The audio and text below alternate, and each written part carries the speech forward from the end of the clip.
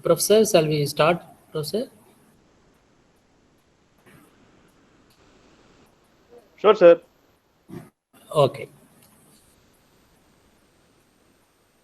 So, good afternoon, participants. So, I welcome you for the day 2, second session. We have Dr. N. Pugulendi with us. So, I request Mr. Amos Gamaliel David to introduce Professor Pugulendi. Thank you very much, sir. I'm very delighted to take an opportunity to introduce Dr. N. Pugarendi, Professor, Department of Computer Science, Panimal Engineering College. He has obtained his PhD from MS University. He received his ME from Satyabama Institute of Science and Technology. He has around 20 years of experience in the field of education. He is an expert in technical and soft skill training. Apart from this, he is also the in charge for entrepreneur development cell in Panimal Engineering College. He has received the best teacher award from Panimal Engineering College in 2007. He was also awarded outstanding educator award by Accent Technosoft for the pureness of contribution towards students community on 5th September 2018. Dr. Pugarendi has a very long list of patent rights under his name. Few among them are copyright entitled An Amalgamation of App Locker and Revealing of Thievery in Image in EMEI Number. Copyright entitled Speech Recognition Engine for Visually Impaired People Using Image Processing. Copyright entitled Augmenting Knowledge Using AR Learning on 2/4/2019. He has given a number of guest lectures on varied topics in eminent colleges in and around Tamil Nadu. Sir has published 6 books on database management, database structures, data structures, system software, business process, and so on. His expertise and knowledge is evident from the papers he has presented both internationally and nationally. He has published around 50 papers in international journals and also around 50 papers in national journals. Professor is an integral part of academic activities in college. He is a member of number of professional bodies including ISTE, IAC, SIT, and CSTA. He has also guided 100 UG and PG projects. We are very happy to have you, sir. The session is yours. Thank you, Amos. Thank you, Amos. Welcome, sir.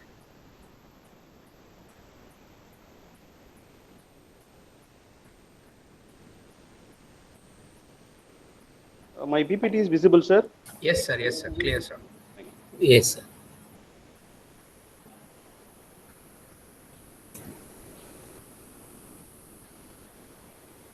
Good afternoon, my dear faculty members. First of all, I thank the Panimalar Group of Institution Management for giving this opportunity, the PIT principal, Ramasamy sir, and Professor Ramos for giving a very big introduction. Thank you, professors. So, today we are going to see the core values and codes of professional ethics. The teacher's code, so powerful and positive statement about teaching today. I cannot teach anybody anything. I can only make them think.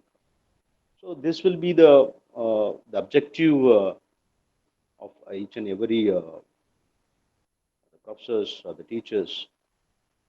So coming to the value-based education, so we have certain points that's covered here. That's concentrating on the health and hygiene. So in this critical scenario, how we are handling the students, what are the difficulties we're facing now, we know. So we have to inculcate the students for hand sanitizing, staying at home when they are sick, social distancing. So tell them to wear their face masks. And coming to the responsibility for self-development, the communication, the interpersonal organization, problem solving. The students should have very good self-confidence. The faculties should have, and also the students impart them adaptability to work in different environments, the integrity. So, a very important thing which we are going to cover is the work ethics and the leadership. So, coming to the responsibility towards one's work and duty. So, we are going to reveal the character, secure your position. Everything is accountability, as we know. So, we trust and we go for advancement. So coming to the social responsibility, so we impart the equity, the unbiased teaching to the students, the social policy in colleges and school education that may be well known by the faculties. Love, care, and compassion. So development of compassion and understanding for others what they need them. So that will be the thing in love, care, and compassion.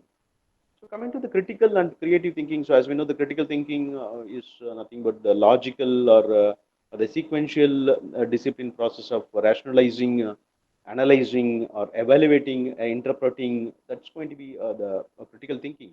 So coming to the creative thinking, so it's going to be way of looking at problems, recognition, and enjoyment of good qualities of that's going to be the creative thinking. So we are going to look, we are going to give you a solution to a particular problem.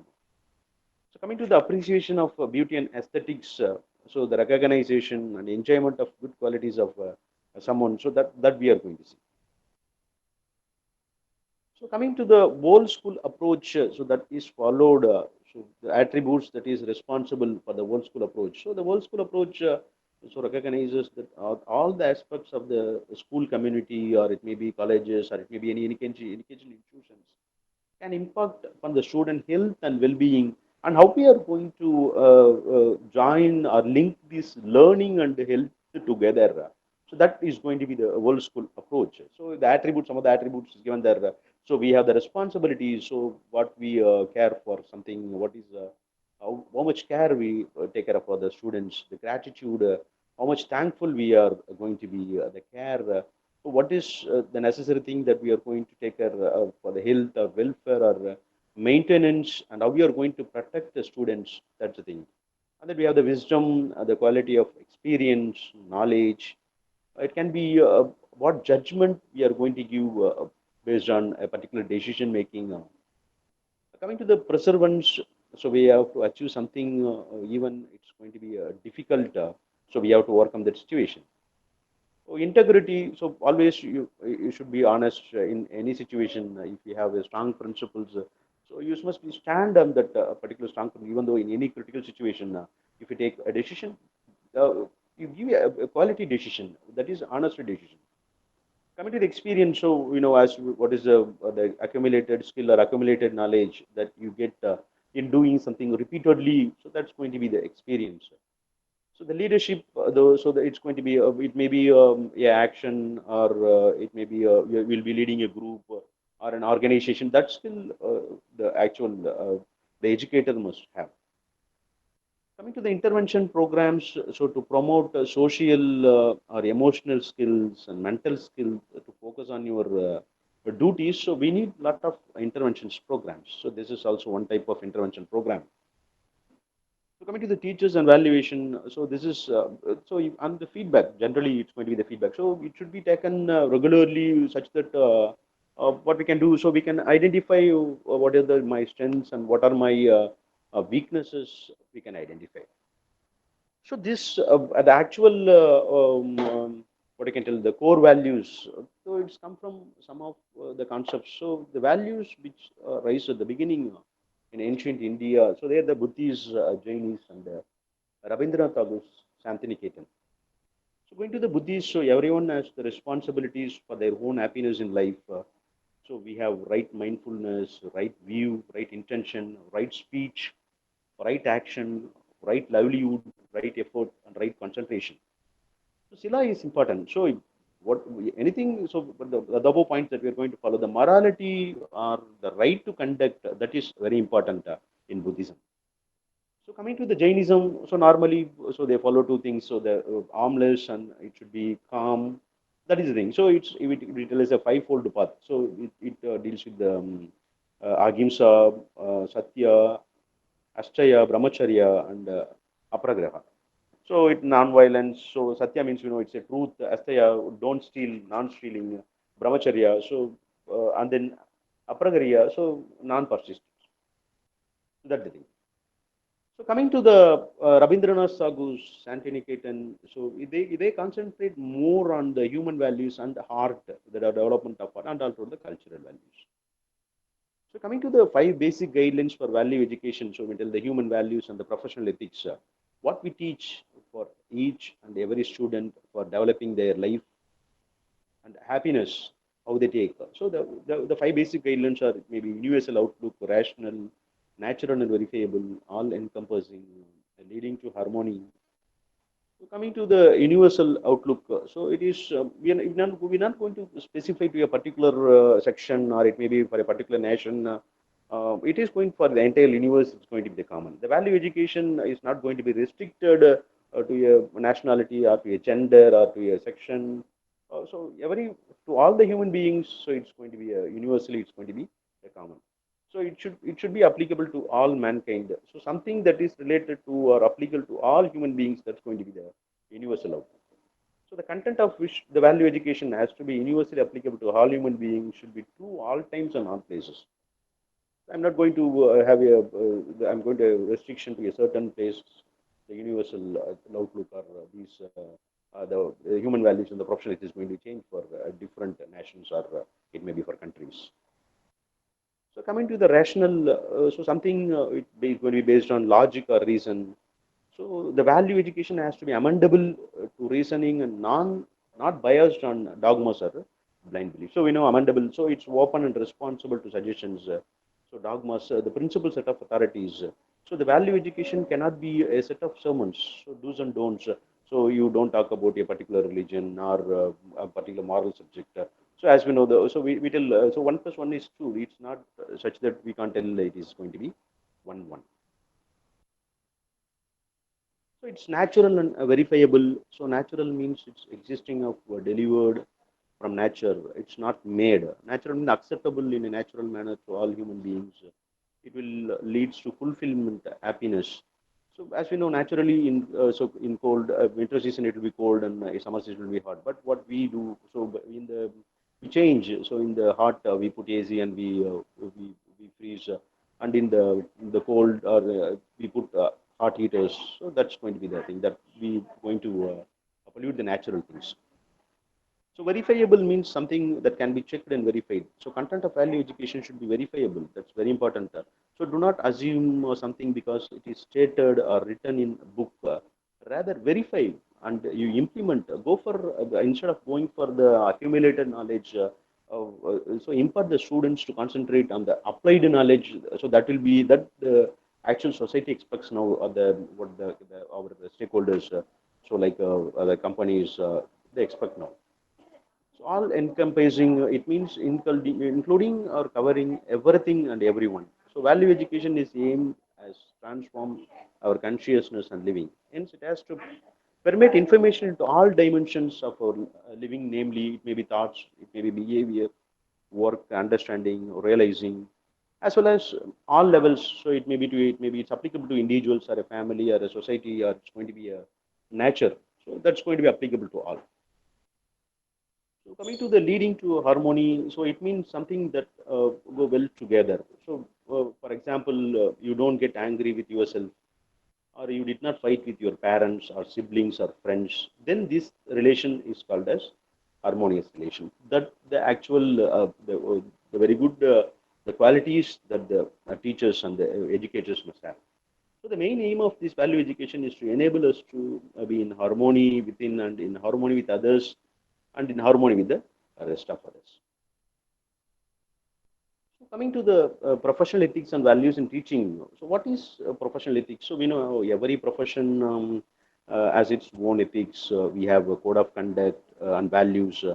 So similarly, teaching also got some of the code of ethics and values.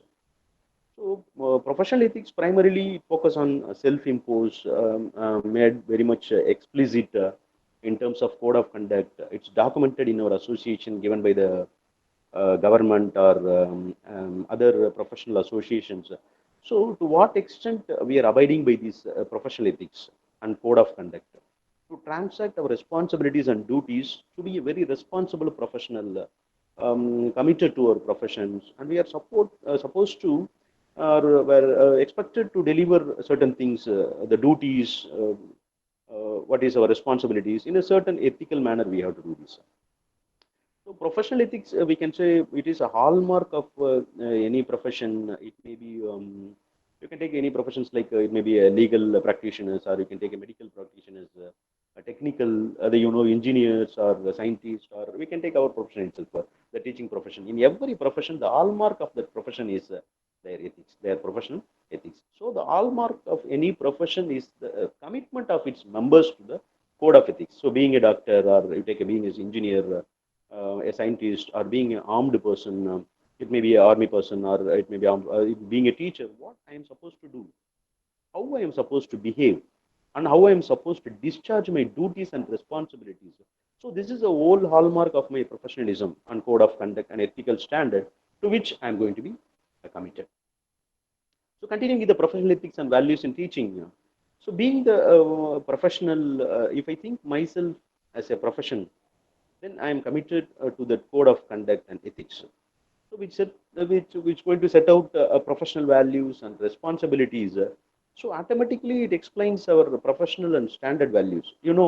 Authenticity, commitment, and our responsibilities towards the society. So in order to establish our code of values and professional attractiveness, we affirm our commitment to these values. That's very important. So, and we have to set our expressions. All these things must be documented, very well documented. So, the problem in your professional guides are from your workplace, guides are official guidelines, but even we need to reiterate it, we need to recite it, we need to relearn it. So, again, to just remind ourselves that, yes, I am a profession, I am in this profession. In which way I am supposed to behave, I am supposed to act, and supposed to talk. I am supposed to deliver my duties and responsibilities. So hence we can summarize the professional ethics in teaching means a set of dignified principles put into practice, verticals. So when you focus on teaching, the professional ethics mean a set of values or a set of dignified principles, the code of conduct, which every practitioner and every teacher should practice in this professional life. So these are the valuable code of conduct that are exhibited and enforced by the teachers in relation to students, college, and the community. So this value of a core is valuable code of conduct are enforced by our professional associations, organizations. It may be government organizations of which we may be employee, which our society also expects. So they have a very good respect. So this is exclusively exhibited, clarified, translated, narrated in clear terms, and sometimes it will be forced by the association, by the teachers, by your colleagues, by the community, by the society as a whole. We can tell in relation to the student, college, the community, and oneself, we are going to produce a profound effect on the strategy that's going to be the thing, education.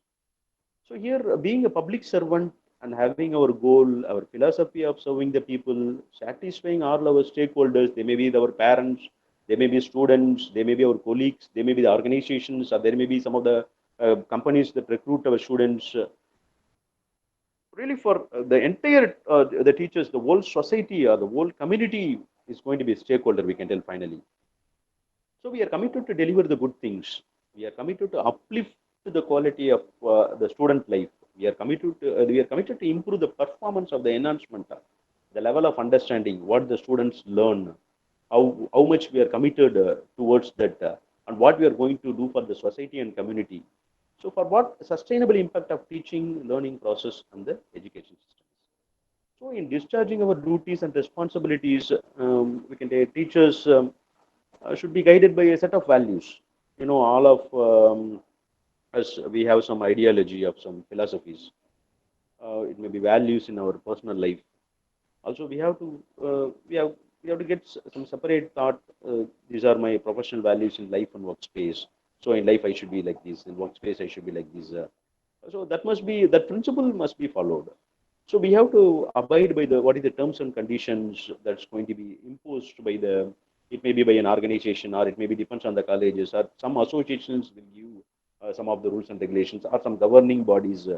All these things, so we are going to be committed. So being in teaching, so you take pride that yes, I am a teacher, and does not matter what label I am and what it may be in the school level or it may be a college level. You are a teacher. You take pride for this.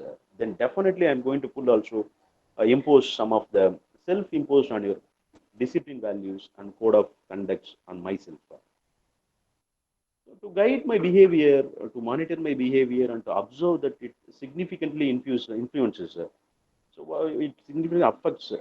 It should positively affect. It should not be negatively affecting. It should be positively affecting myself. So how the workplace is, are the colleagues, my staffs, my guardians, everywhere. So how the behavior is. So we often set for ourselves a set of values. We often see the aspiration and the driving force. So when I like, for example, you can tell I am very fascinated by the profession from the very childhood and dreaming of becoming a teacher. That's my fascination at this level or that level or any and which kind of college. So don't worry about. So the college does not matter. It may be any type of college. So education is going to be education. What you are going to do. So what we are going to do the teaching. So don't worry about what the institution is going to be. What type of it may be a college or it may be a school.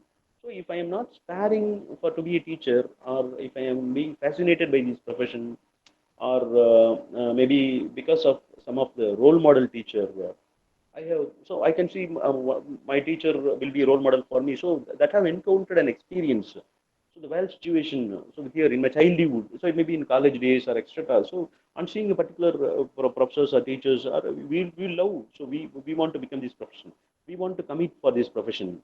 So I want to take care of. I am going to be a driving force. I am going to be a motivational force for the students. So in this commitment, so we have to follow certain code of conduct and ethics. This effectively shapes the people life. It did not only set our own profession; it increases our behavior, performance, conduct, and etc. But also, it also shapes not only us; it also shapes the stakeholders. So the stakeholders' behavior, the stakeholders, they may be the students. So how they learning is, how their performance, or like our students immediately. Then they can be our student learner also. Then it's going to affect our parents. Then it's going to affect the community, or it's going to affect the guardians. Then finally, that's going to affect the community people. So this is going to be the actual thing. So finally, we can see the community. So if it's going to be, we take uh, yeah, national. So which is going to be a collection of communities. So if each and every education is going to take a community, so entire thing is going to be good. So finally, what will happen? So we will get a very good nation. Will finally, that's going to be the final thing. So if you take, so you love your profession, so automatically what will implicitly what will happen? So you will identify some of the values. So automatically, so you are very much committed, dedicated from the very beginning. So automatically, what they will do, they will observe the values and ethics of teaching. Because all the professions, even though some of the teachers they do it, they observe, they do implicitly learn and internalize all these values, etc. But still, we need to make it more explicit by narrating it in the document. So that is because that is that internally. So what we collect that externally that should affect that. So by articulating it in the maybe code of conducts or our professional books or guidelines to write books in our we give the handbooks. So in that we have to articulate it and we have to follow some of the ethical standards of this profession. So teaching profession, you take it maybe it's going to be a legal profession. Later, these and that are the standards for teaching profession. So that is to make it more explicit. So that's going to be in this slide. Coming to the next slide. So the professional ethics, the values and teaching continues. So now similarly, looking to some general teaching council. So I think it's given by the Northern Ireland of teachers in general teaching in the year 2004. So they have said their core values of teaching in their handbook. They have given that these are the core values. So mutual trust. So first one is, so the highlighted one that is going to be very important: trust, respect, honest, and the commitment. So coming to the trust between the student and the teachers. or between the teachers and the authority, the trust between the teachers and the community people. So that trust is similar. So how we are going to maintain that? So in any situation, as I told, so we have to keep that trust. Respect, so mutual respect between the teachers, attorneys of our colleagues. We shall expect between the teachers and the parents and the guardians. So coming to the integrity, uh, so the teacher should have the integrity in his behavior. That means whatever he is saying, is talking, is advising others. So you have to practicing the same thing to me. First of all, I have to follow all these things. So I should be integrity first of all. I should behave in a very good manner. I should say what I'm speaking is correct or not. Whether I am following either what is advice that is given to the student, I am following. That must be taken care. Honesty. Uh, so it should. So from the very first situation, we must be very honest person. Even if he has committed some error, even if he had done very good things, he must be truthful and he must be honest in his speech and action. So coming to the fairness, is also we can tell the judicious, treating everybody in an equal manner, dealing with fairness, tolerance. He has a passion, so he has a tolerance to listen to the students' problem, parents' problem, and the community problems. So very tolerantly, we hear that problem and how we are going to reflect to that problem, how we are going to solve the problem through some strategies, and how I'm going to give the solution. Coming to the commitment is a core value. The teacher, the real teacher himself are committed to the profession, to the stakeholders, society, equality. I mean, similarly, we must see that equality prevails, and not only in the classroom, but outside the classroom, till the workplace in the college campus, school campus, or it may be university campus. So service, you must have a service orientation. That is important. So equality, service, we have seen. So service orientation, as it's a kind of attitude, the kind of orientation each and every faculty must have. Like we have to build in ourselves. Like yes, I am here to serve others. So I am here to help you. So if you are in any problem, you come to me. I will give you the solution. So all the stakeholders or customers are my guests. I am supposed to serve them because it's the teaching is a service orientation job. So it's not a job to earn or I want to achieve more assets like that. So that is not the profession. So we have to go for service orientation because so we have this job is going to be I didn't wantedly join. So on seeing my when I'm in childhood, I see my teacher or I see my a college teacher. So I'm inspired by the teacher and I joined this profession. So finally, we want to serve others. That is the thing. Definitely, if you follow these core values and adopt these core values in the value system in our professional practices, definitely, sure, it gives us a human satisfaction. So the teacher job satisfaction primarily come from these things. So the happiness is in our hand only. So how we take these situations, this scenario, and how we are going to overcome this scenario. That's it.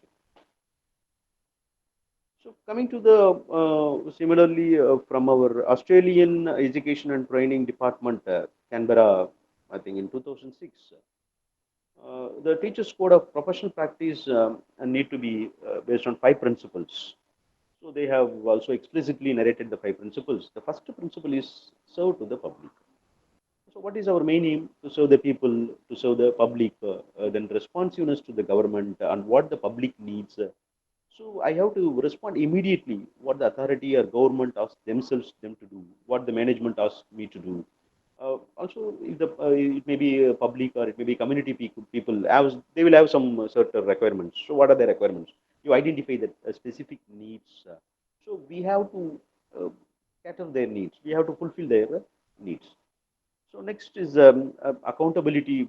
Accountability, yes, we are accountable to the society because we are not. So as it's going to be a government, we can tell. So we are a public servant actually. Basically, can tell like that. So we are accountable to the society because why? Because the teachers are accountable because it is a huge investment and so you don't think with the private and the public. So in general, we are speaking. So we are. It's going to be a public investment that if you suppose we get a salary, imagine like that.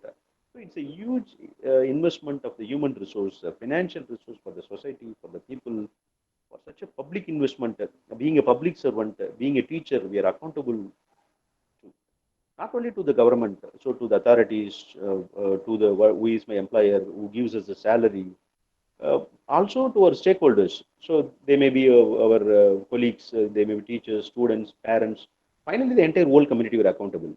So to every action and the behavior, values, ethics, and standards you are exhibiting. So accountability is a core value. So similarly, fairness and integrity, as we have already discussed, the teacher has to be fair and maintain equality, equal justice. We have to concentrate on equal privilege, equal distribution of resources, equal opportunity to every learner. Every staff in the education institution and also exhibit the integrity in his personality that we must see. So, and efficiency and effectiveness is the core component of every organization. It may be a service industry, you take it may be a manufacturing industry, or it may be educational institutions. Whatever may be the organization, efficiency and effectiveness are the two core values. So we have to concentrate on these two, efficiency and effectiveness. So these are the two core components. So efficiency is how to increase the competency. So the capabilities of our teachers, so of our learners, or it may be staffs or our colleagues, etc. At the same time, we have to ensure the effectiveness. Whatever we are investing, whatever we are doing, whatever resources you are mobilizing must have a positive impact, and it has to be sustainable.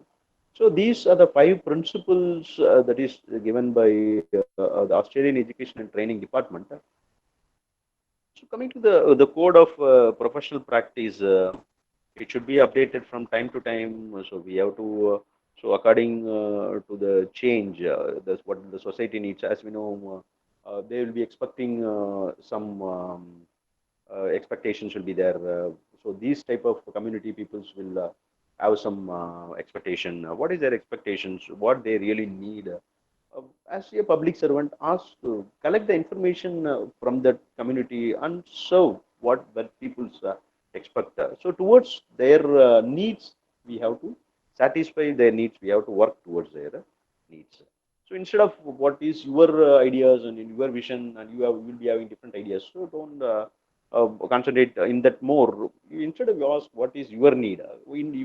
So according to that, we will react or we will serve to that what is the public interest actually. So the teachers serve the public interest by being committed to the students and their learning, exercising reasonable care and skill, working in partnership with parents and other stakeholders, acting in a manner that promotes confidence in the integrity of teaching. So why we need to update it? Because so when you compare this traditional learning situation and today's what is 21st learning situation, so in this century we can see before it is a teacher centric. So the student has to go and meet the we call as a gurukulam like that.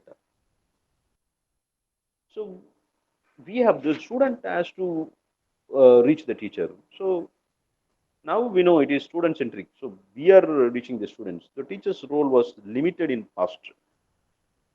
Now it has become multi-career. So you can see a faculty is doing a multi-career job, or it is doing a multitasking job. Before learning, at the time of teacher centric, so what the resources that are there, it's very limited. If you want the resources, so there will be no resources available. But now you see it's open source for learning, so the students can learn. So Google will tell you anything. Wikipedia will tell anything. So you have a lot of videos related to any topic the students give. We have NPTEL videos, lot of SWIM videos like that. So it's the ICT is a big platform for learning. So as we know, the information communication technology. So we have any type of thing you want to search. You want a video, or you want a PPT, or you want a notes. All these things we have. So many changes. So from the teacher centric to the student centric. So the societal changes have already taken in this context. So that's a very big question mark here. So what we have to do? So in this context, we have to update ourselves not only update our knowledge, updating the knowledge. So as I told already, accumulated knowledge does not plays a vital role here. Accumulated knowledge is what is the information or what how much knowledge you procure. That comes by reading a book. But we have to see. So we need to update our core of conduct, the ethics, values, and the professional practices. Also, because the society demands how to deal with the online learning. So we know how much difficulties would have faced in online learning. So when we are taking the class, so now also I don't know whether anybody can reply. I am speaking alone or I don't know. Amos sir, I am audible and you are able to see the PPT, sir. Yes, sir. Thank you, thank you, thank you, sir. A little bit slow, sir, or very fast.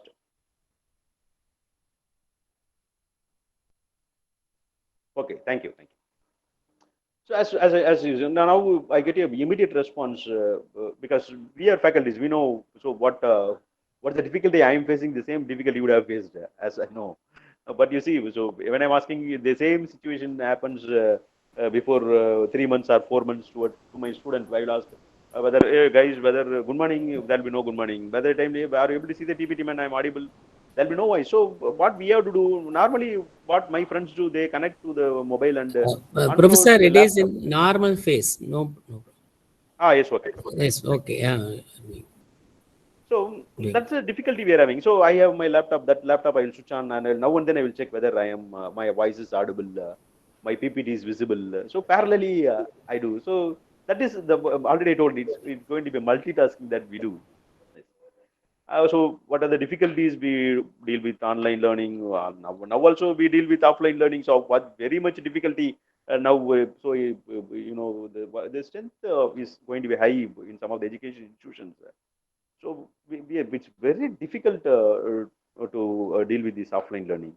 And then we have different types of the formal education learning. For that, the methods and the ethics of the code of conduct that will be different for dealing with the distance education learning, dealing with the school education learning. So, as per the requirements of the society, the teacher have to update their knowledge. That is very important.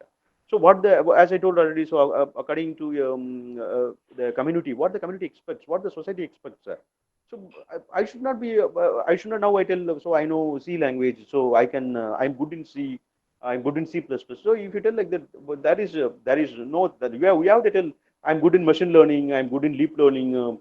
You have to work with big data like that. You go for the advancement. So the teacher also have to update the knowledge. That's very important. So as per the requirements of the society, so teacher have to update our own professional practice. That is the thing. Not professional practices alone, and the code of conduct from time to time as per the requirement of the society. So because teachers are the change catalyst. So if we are trying to change, the students will change, the community will change, the nation will change, the entire country will change. So we are the change agent for the society. So teachers serve the public interest what they have. So we already discussed. So teachers serve the public interest in different ways. So like for example, being committed to the student, that is very important. Commitment is very important. So that is one of the primary goal. So you have to ensure good learning, effective teaching for each and every learner by giving them individual attentions, individual needs, by giving personalized experience and by evaluating and assessing his potentialities in different ways by using different tools and techniques to ensure that we are seen as actually learned it. So exercising, just a minute.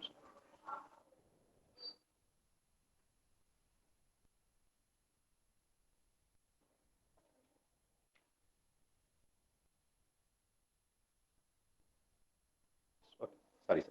For example, so you see, being committed to the students, and the primary goal is to ensure you have a good learning, you have a effective teaching for each and every learner by giving them individual attention. So that is the actual thing that we expect now. So mentoring, we go for mentoring. That the actual thing that we expect.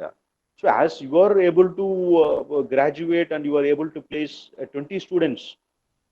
So if a faculty is taking, so now we know the new national education policy, the ratio has been went to 1:20, NEP 2020. So 1:20 means, so why that is the skill of the individual attention. So that the community expects, that the student expects. So if you are able to concentrate on 20 students, and if you are able to graduate all the 20 students, and if you are able to give placement to the 20 students, so you take care of the 20 students, so then it will be good. So that we concentrate on the individual attention, that the individual needs. So they expect the personalized experience. So, and by evaluating and accessing his potentialities in different ways. So you can see, so finally, so we have to, so we are going to exercise a reasonable care and skill. Again, we are the caregiver, we are the caretakers, and we have to exercise this kind of minimum or reasonable, considerate amount of care and counseling care and guidance for each and every learner. And for that manner, we have to possess those skills also. So definitely, we have to possess those skills. So then working apart in partnership with parents and other stakeholders. Very often we have to partner with government. So to partner with or develop the networks. So they may be professional agencies, they may be non-governmental agencies. You know, like the professional counselors. So just now I told you, those who are giving professional counseling, and we have to invite them. So they are in professional counseling is very important. So and we have to invite them and hire them for children's counseling. So guidance for different community services, different technical knowledge. We have to invite guest experts, industry experts, and then academic professionals. So working with parents and other stakeholders, other different professionals in the society who are stakeholders. So both the direct and the indirect stakeholders with the parents or immediately the locality peoples, the community people, etc. So at the same time, you can see other professional organization. So they can help us. They will be coming us in developing a uniform or a holistic kind of education, the education environment. So that is being so with education institutions. So we are not isolated. So we are within the community. We are situated within the particular context, and we must have a holistic view and all-round development, the holistic view of education. And we have to network with others. That is the very important thing. So how much network we have. So on acting in a manner that promotes the confidence in teaching and profession. So all the teachers engaged in teaching profession, they have to exhibit, they have to behave, they have to show off, they have to demonstrate these kinds of behavior, the code of conduct, their performance, and their behavior, their interactions, interpersonal relationships. Together we can tell as capabilities, especially the leadership qualities that set in such a way that people will be automatically attracted to this profession. So people will be very much in love with this profession. They will respect this profession. They will be committed to this profession by preparing themselves to be the future teachers.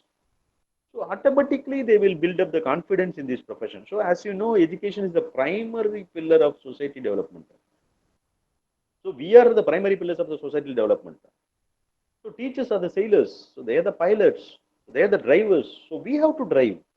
We have to drive the students in a positive and encouraged, and which is the correct path. We have to give your hands, and we have to get them in the correct way. So to make this a profession respectful, loud, light, very committed profession, we have to demonstrate this kind of professional ethics and behavior.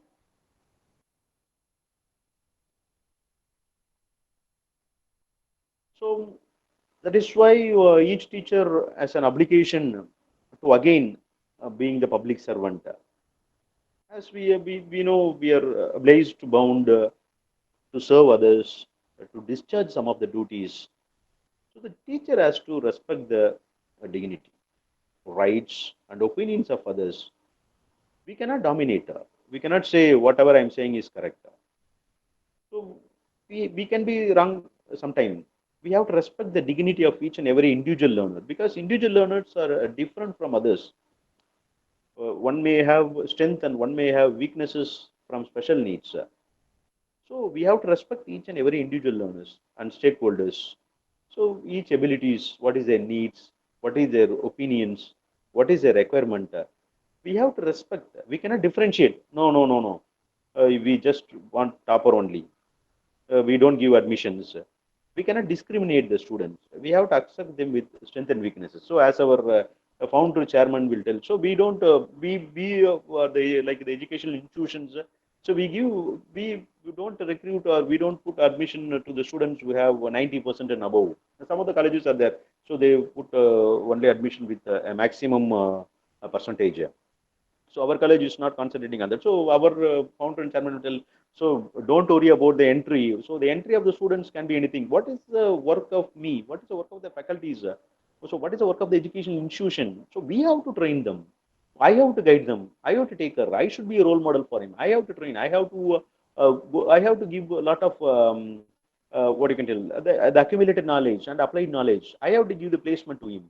So entry is not important. Exit is important. How the student is coming, I don't know. I'm not going to take care of. I'm not going to put admission only with the 90% or 95%. I can take 40%, 50% student. That is a challenge for the teachers. So the differentiate is going to be there. So some student will be very skillful, very knowledgeable, and some persons will be they will be having a poor, I can tell the average knowledge. So our teaching should be in such a way such that it should reach the entire community, the entire students, not only. So my teaching is only the students with a very good percentage of marks, or the students are knowledgeable. They can only they listen and they can only understand, not like that. So coming to the second point, demonstrate high standard of professional practices. So we are here to serve others. What is the main work of us? So we are here just to serve others only. So we have to enhance their abilities. We have to increase our learning performance. We are supposed to first in that context. We cannot discriminate or isolate these kind of students. So these kind of people. So these kind of stuff in our college. So we cannot isolate or discriminate. So being a profession, we have to demonstrate it. We have to behave in a highly committed and dedicated manner, because it will reveal, it will express your service orientation. Because we know, so as from the beginning I'm telling you, so our job is a service oriented job. For earning, you can't come for a teaching job. So I want to become multimillionaire, you can go and start a business. For that, because I love this profession from my childhood, I like this profession. I love this teacher. I love this the way of what is what can be the leadership the teacher is having. I want to become a teacher. So that is the thing, that role model I have. So that role model I'm going to follow. So this is a job where we love. We are there to serve for the society. We have to identify what the community needs, what the student needs, what is the current need. That based on that needs, I have to work. I have to. That's the thing. So coming to the next point, the protect students from harm and unfairness. So we have to treat them well and equally well. So we have to treat our stakeholders. So and primarily the stakeholders, our learners, equally without harming them, without hurting them, with all fairness and justice. All are equal. Okay. So develop the next point. Develop and maintain constructive professional relationship with the parents and guardians. So often I will say it is a human tendency that we don't like criticism. So we don't like negative remarks. But no, that is not the actual thing. So if you are constructive, if you are positive, if you want to enrich yourself, your you can tell your professional skill, knowledge, we have to invite, we have to welcome the feedback, we have to welcome the criticism, and we have to take it in a more constructive way.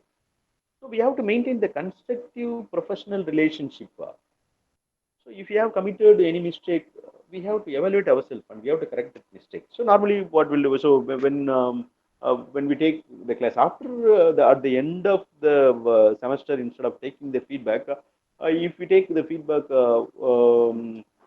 at 1 week, after 10 days, after 2 weeks, so if we take feedback about the faculty, so they can give some feedbacks. What normally they will do, so they will take your English is not audible, not understandable, your voice is not audible, give a lot of realistic examples, like that the student will tell. So don't think how these the small students are a young fellow, how he can have a commitment on me. So that's the thing.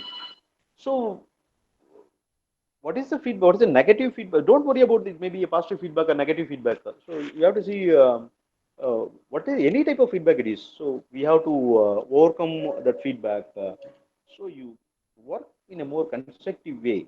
Okay. So the feedbacks is going to give you a very important. It's going to exercise you. It's going to structure you. It's going to culture you. Okay. So get the feedback. So try to overcome that feedbacks in the future. Next point, exercise leadership in their role as supervisor. So as we told already, so that's the mentee job. So when you monitor or supervise or mentor a group of students, you act as a role model.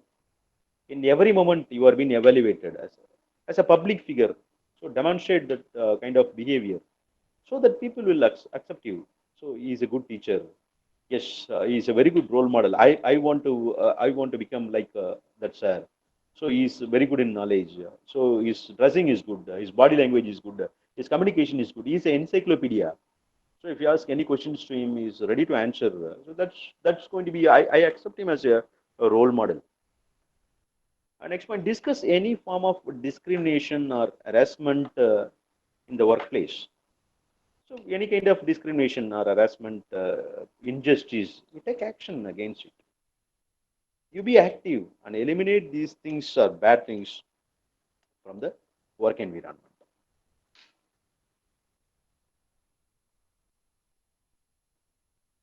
So advanced student learning and public interest, um, accountability for encouraging students to strive for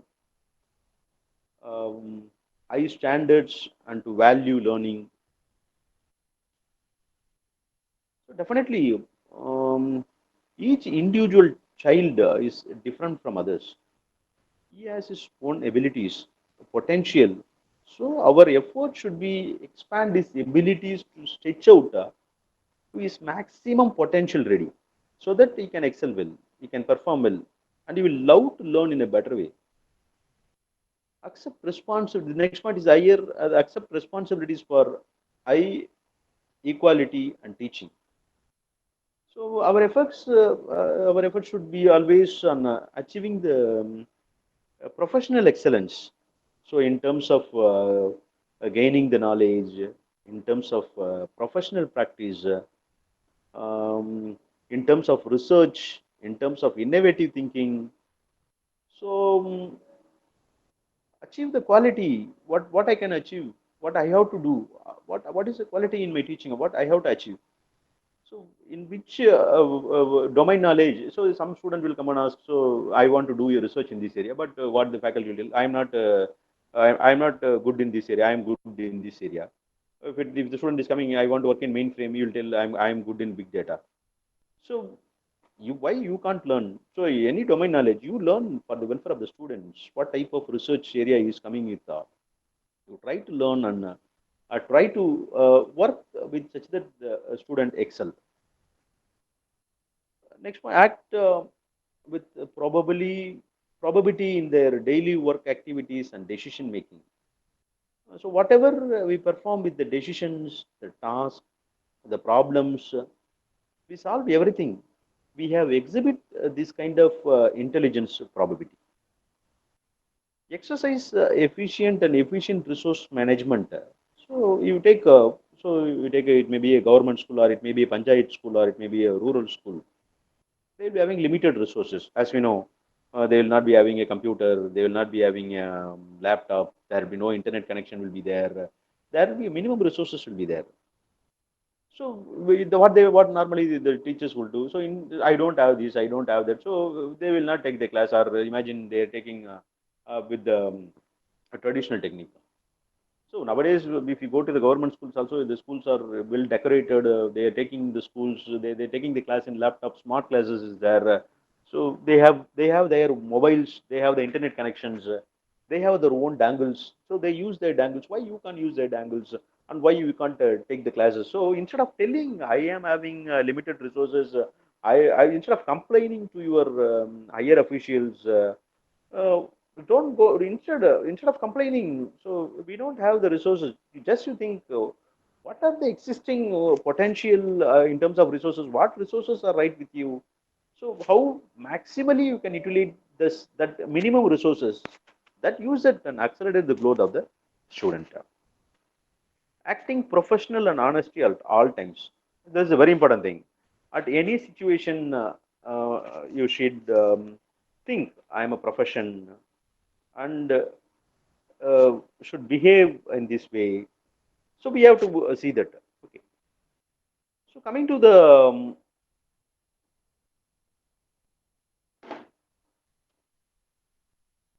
so the principal outcome. So based on this, first I started with the value education, and finally I'm ending with that value education. In bit, I think we had some of the core values and the code of the professional skills. So the principal outcomes of the value education, so full development of child's personality in its physical, mental, emotional, and spiritual aspects that we have to take care of.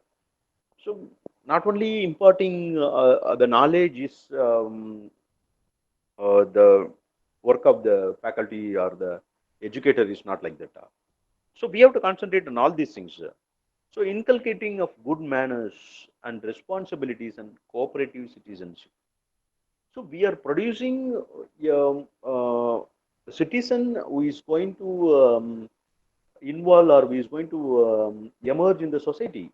So we have to see that the student have the citizen have all the characteristics, the very good characteristics, what they can do, what they cannot do in the society, in the public, like that. So we have to impart all these things to the students, how they can survive in the society.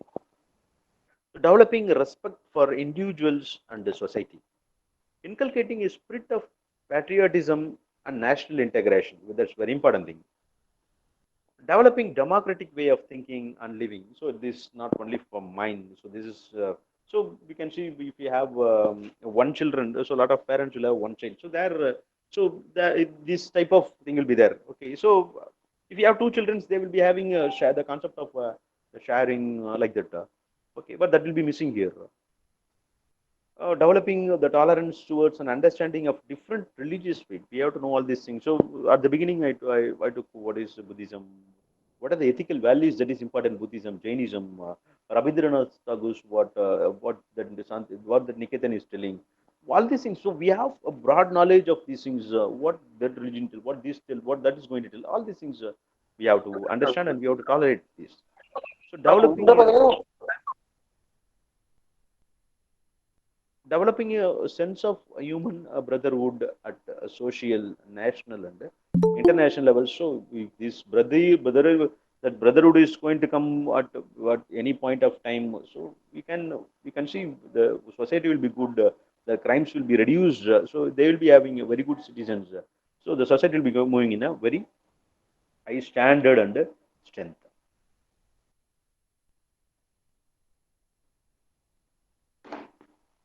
So coming to the code of conduct and professional ethics for teaching in universities or colleges. So a set of guidelines is given, but this is a old one. I think this is updated in the year 1988. I think so. I searched for the new version. So, but the new version is missing.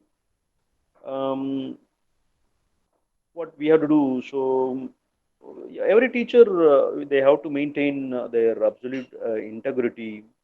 So they dedicated to the duty. So strictly honest. Don't be impartial towards the students. Uh, Next one, suppose if in the working time, so no, it's the code of conduct and professional ethics for teaching staff in university of or colleges. This is released by this is a manuscript series that's released by the Department of Education, Government of Tamil Nadu. So this is 100% true for the government colleges and government universities. But if you see the some of the private colleges and private universities, so something can't be done. Okay. So in the working hours, I should be present. That should be there. But you can't take some of the colleges. You can take my college itself. I can't go before 3 o'clock. So that's the thing. Okay, until and often I get a permission. If I come by 7:15, I can leave the college only by 3 o'clock. Okay, so there may be some professors will be there. They will be coming to the exactly my hour is 11 to 12 means they will come by 10:45 after completing 12 o'clock. They will go. That's the thing. So what is they telling you? So when is your working hour? At that working hour, you should be present in your. You should present. That's the thing. So if you're going to absent from duty or if you're going to take a leave, if you're going to avail the leave, you should get a prior permission from the. It may be from your boss or HOD or principals, and then it may be we will be working. So suppose if you see if your college is going for accreditation or NAC like that, or any function is going to come, or any conference like that, anything is going to come. What we'll do, we will be working after 3 o'clock, 3 to 5, or 3 to 8, sometimes 3 to 10, sometimes staying at the nights, sometimes working on Sundays. All these things will work. So if you work on that days, or if you work overtime, or if you work on Sundays, will you claim any additional remuneration? That is not possible. Okay. So we are not working in a shift basis. So that is not possible. So beyond the prescribed time, what you are working, it may be hours or it may be on Sundays. So you should not claim for additional remuneration. Suppose if you have a, imagine we should be reported to a particular headquarters, or we'll be in affiliated institution. We should affiliate. We should not leave that particular affiliating regions. If you want to leave, we have to get the what you can tell the permission from your principal or head of the department or registrar. So your absence, in case of absence, if you are going from one affiliation center, that I'm telling you, from Madras you are going to Trichy, you are affiliated to Anna University. So from Anna University colleges you are affiliated, you are working. You go to Trichy, so that there Trichy Anna University there. So which is the in which station you are, in which nearby affiliation center you are there. So that should be reported. So immediately, if I want your present or if I want any job to be done, because I need to recognize or I need to identify. So, and then give your full commitment or give your full cooperation in working. Okay. So, don't work with off mind.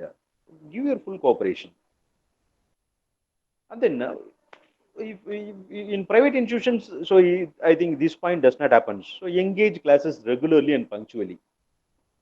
Regularly, what we'll do, we'll go exactly my class is at 8 o'clock means I'll be there at 7:59 or 8.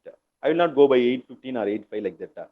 So regularly engage the classes regularly, be punctual. So that is very important. So important is we have to take lesson in the class. So we have to maintain and strengthen the standards of the academic excellence that we have to see. So that is my because that is my academic duty. So I have to guide. I have to give instructions to the students. So it may be I can take the class in type of tutorials, or it may be seminars, it may be practicals, it may be assessments or examinations, or it may be evaluation work assigned to me. All these things I'm going to take care of. So we told already. So with full enthusiasm, participate fully and enthusiastically. Okay. So and also perform a lot of don't. What is your suppose imagine if any of the faculties is asking what is your part, what is your role in your department? Either you tell I am taking 2 theory subjects and one practical subject. Any other curricular or extracurricular work you are doing? I am not doing any extracurricular work. So that should be the answer. No, I am taking care of the conference. I am taking care of the research. I am taking care of the students' publications. I am taking care of how many students have placed, not placed, what are the skill development program that is given to the students. So all these things. So each and every faculty is apart from the academic performance.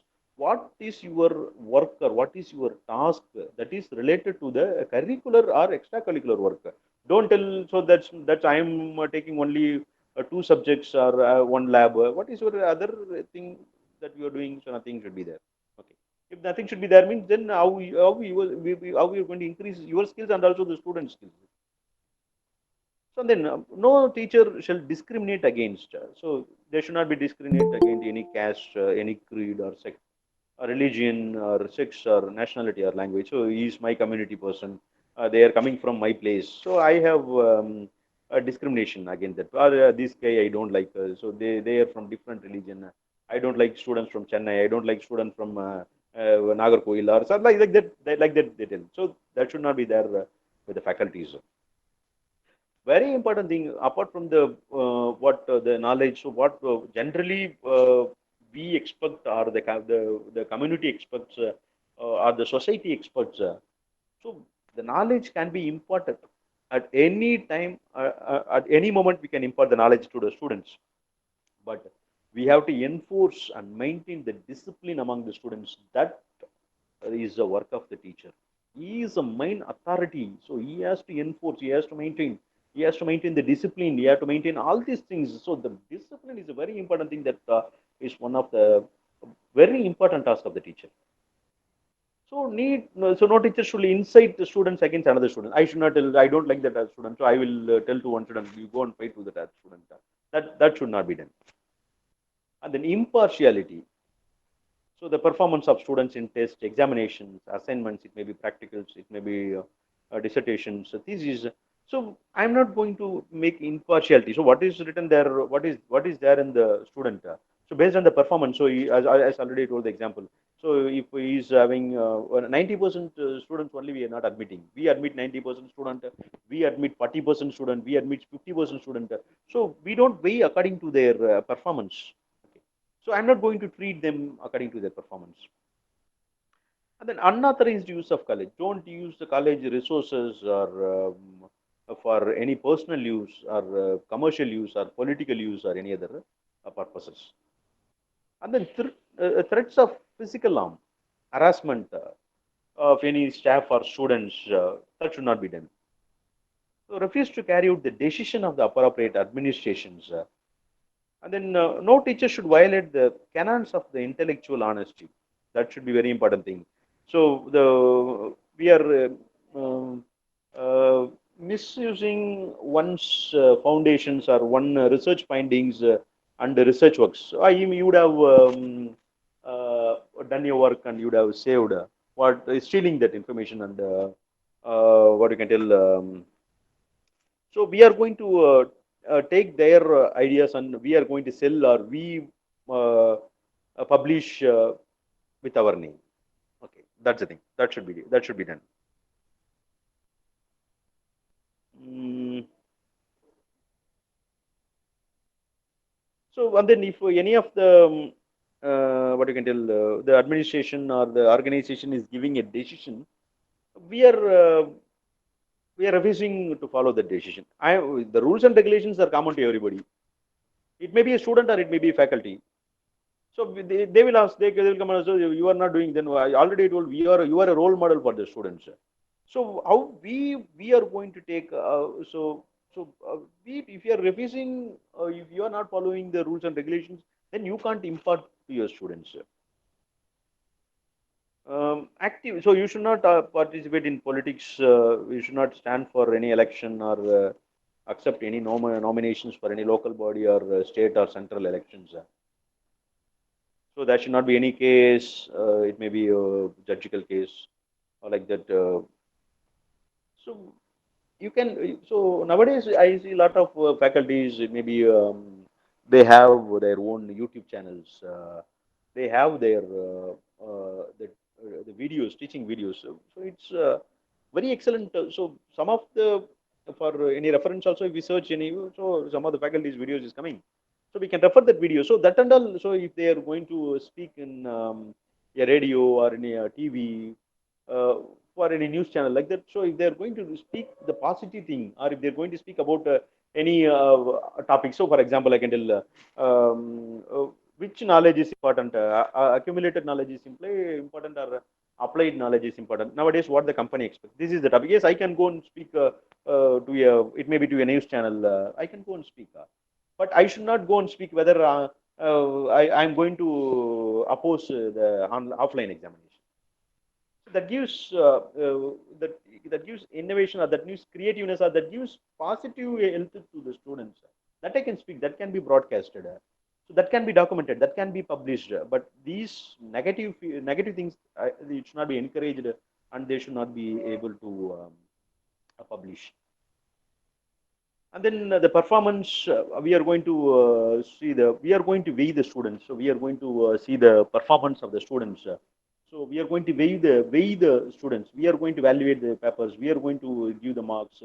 So we are going to assign. So imagine it's going to be uh, autonomous institutions, or we are the degree granting institutions. In that, what we should not show partiality towards the students. Directly or indirectly, I should not work in any. I should not have any business that should you can have, but it should not affect your academic. Uh, like this is also one of the, like, if you go for standing in MLA or MP election, you have to give how much assets you have, your family members you have, what is the assets, or the movable or immovable, or the valuable property you owned. All these things must be before joining, because if you are joining as a register, or you will be promoted in the future like that. If you have, so at the beginning they're collecting all these things. So this is my family movable, immovable properties. These are the valuable properties I own. That's going to be. And then so if somebody is giving a gift, or a valuable thing to you, sir, my son has succeeded this. You get a ring, or you get a chain. That is not going to happen anyway. But I'm telling, so this is going to happen in the future. So don't accept in any form, any type of gifts. And then any of your family members, influencing your family members to do their research, or to use your campus to your family members. That should not be done. And then don't lend money to interest to the anybody here. And then if you have any criminal proceedings, so immediately that would be informed to the colleges. So you are in police custody like that. This is not going to be the case. That should be informed to the management or thing. So finally, so I will conclude like this. So the teachers code of professional ethics, what the teachers shall have, what should be the relationship between the teachers and the students, what should be the relationship between the teachers and the colleagues, what should be the relationship between the teachers and the authorities, what should be the how they should treat the teachers and the non-teaching employees, the teachers and the guardians, the teachers and the society. So a teacher, what are the qualities, or the teachers, the professional ethic codes, the code of professional ethics the teachers must have. So the teacher should have a very good conduct. Already we have discussed. Just I am summarizing this. Um, they should have a very good conduct. They should have very good manners. The dignity of the profession. They should have a very good professional growth continuously. So throughout they have to study. They have to do research. Go for research writing. Go for publishing papers. So study. So update your knowledge. So, and then active participation in professional meetings, seminars, conferences like this. And then there may be a lot of professional organization, professional membership, AACT, CSI, AACT. So we can take a lot of professional memberships will be there. Also in this professional membership, there will be uh, participating. There will be a lot of programs will be going. Actively participate in the programs. That will be very useful to improve your education and the profession among you. So, and then I already told you, what is my main duty? Why I'm a teacher? My duty is teaching. I can take teaching, or it may be a tutorial, it may be practical, it may be seminar. So anything. So, but it should be related to teaching. So cooperate. So if you're any function is going in educational institutions, it may be college examinations, it may be supervision, invigilation, evaluation. Apart from this, what are the other responsibilities you hold? So we are going to cooperate and we are going to assist all these things and participate in a lot of co-curricular and extracurricular activities that we already told. Not only that is related to the organization, that is related to the community, or related to the service that you see. And then, what is the code of ethics that must be followed with the teachers and the students? Respect the right and dignity of the students. Don't be impartial. So, in regardless of their religion, caste, It may be sex, political, economic, social, and physical status.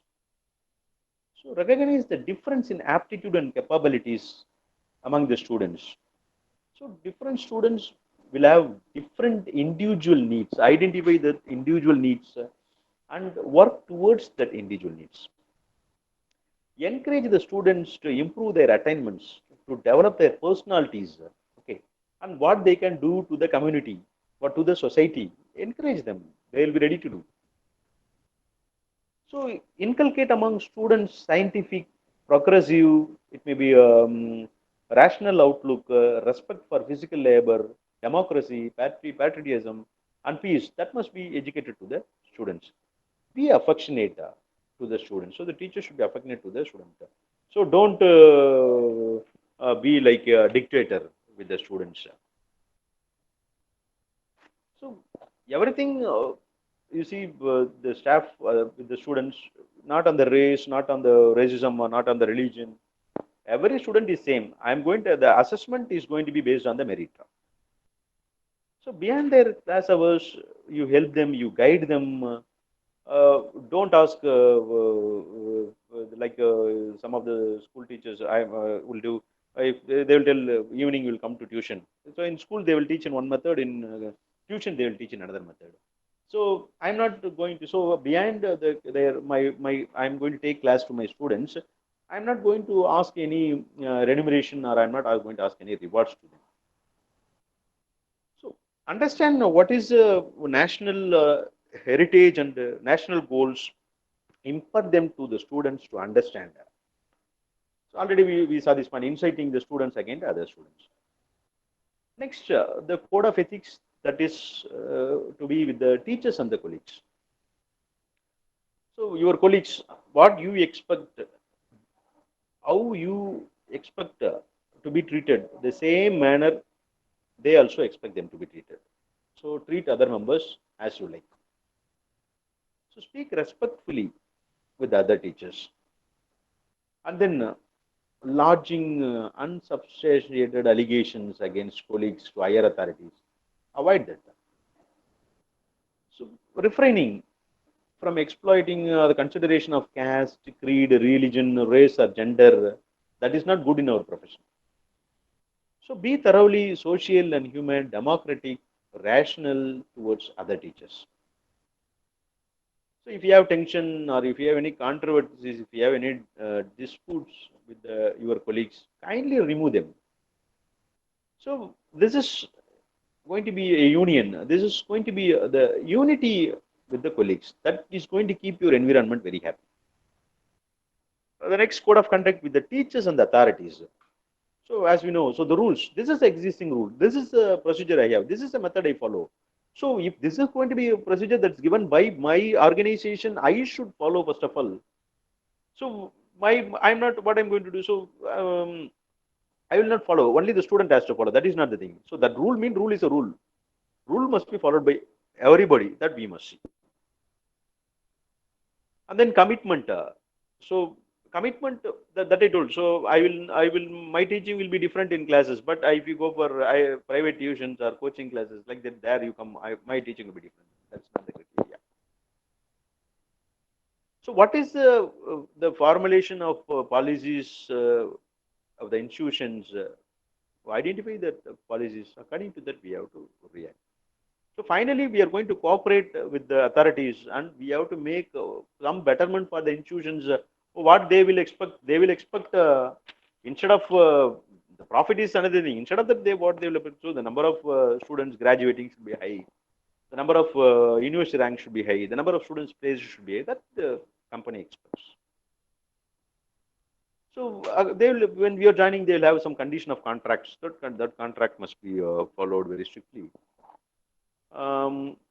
If you want to go for resignation or if you want to go for any what you can tell change of position, that must be noticed. So if you want to relieve your job or if you want to resign, a 3-month notice is mandatory to relieve. Okay, so a lot of organizations are following that. So when you go for taking a leave or availing, you we're not feeling in any unavoidable situations, so priorly inform. The next, the code of ethics with the teachers and non-teaching employees. So non-teaching employee means some what they will do. Some of the faculties will they will not treat equally. So treat the non-teaching employees as colleagues and equal partners. They are also working under us. So they are also one of the assets for the education institution. So don't avoid them, the non-teaching employees. Okay. So if they are there only, if the non-teaching employees, some tasks can be done only by them. Okay. The next code of ethics between the what is the relationship that must be followed between the teachers and the guardians. Have a very good contact with the guardians. Now send the report. So your ward is absent, or send the performance to them, to the guardians, whatever necessary. So meet the guardians in meetings. So you ask what is the idea you have. Mutually exchange your ideas. That will give a benefit for the organization. So coming to the code of ethics for the teachers and society. So we are already, we know we are a public servant. We try to keep the public informed to the education programs, what we provide. Work to improve the education in the community and strengthen the community's moral and intellectual life. So you should know what is the awareness of the social problem, economic problem. So in such way, I have to, what I have to do for what activities or what progress or the society expects. Hence, all these societies combine, you go for the country. If you improve a particular society, all the faculties in that region improve the society, finally the entire country as a whole, it will have a very good performance. So we have to impart, not only as a beginning it or not, it's not only imparting the education to the students, impart what the duties of the citizen, what is how they are going to participate in community activities. So that must be imparted. So finally, so there may be different community problems, there may be different communities, different linguistic groups, different relations. So finally, what we are going to do, so we all work for the national integration. That's it. So that's a thing I have. Amos sir.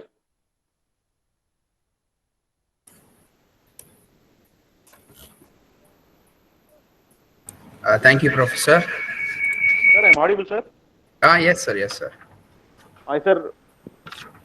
Oh, I think that's my final conclusion, sir. Thank you very much for this opportunity. Thank you, sir. So thank you, Professor. It's a very useful and informative session.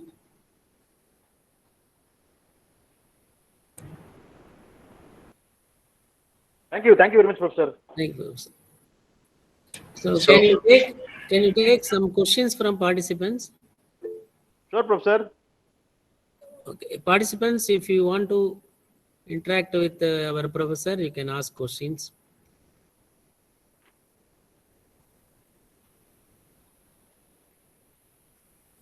Professor, you need that topic from National Education Policy, or that title also I saw. Just now we covered that second topic. Okay. So in the next time, phase 2, we will have your session, sir. Education policy. Sure. Nice. Participants, any questions?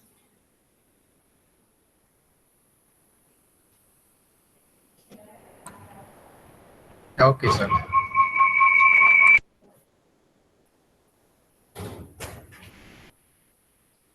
I think no questions.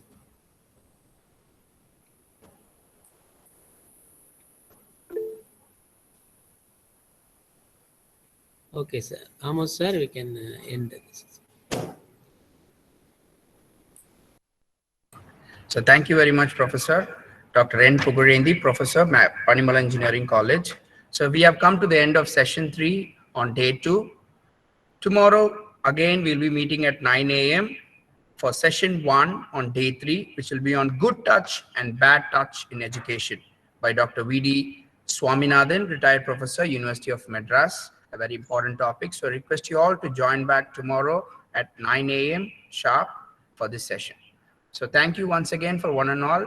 So we have shared the feedback link for today. for all the 3 sessions, and we request everyone to fill the feedback form. Thank you, Professor. Thank you for Thank this you. Thank opportunity. you, Professor. Thank you. Thank you. Thank you very much, Professor. Thank you, participants. Thank you.